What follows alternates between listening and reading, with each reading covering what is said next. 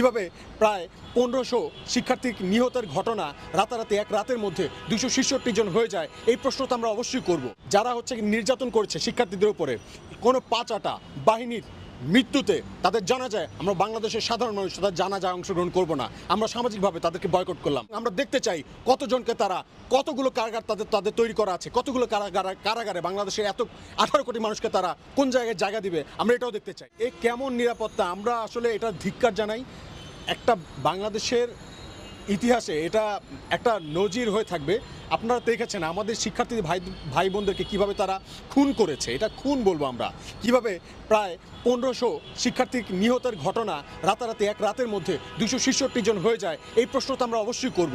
এবং আমরা তো দেখেছি যে সমন্বয়কদের, আপনারা দেখেছেন হয়তো আমাদের যে সমন্বয়ক নাহিদুল ইসলাম ভাই, তার উপরে সে ঠিকমতো প্যান্ট পরতে পারতেছিল না, তার উপরে কি নির্যাতনটা করা হয়েছে আমরা তো দেখেছি। তাকে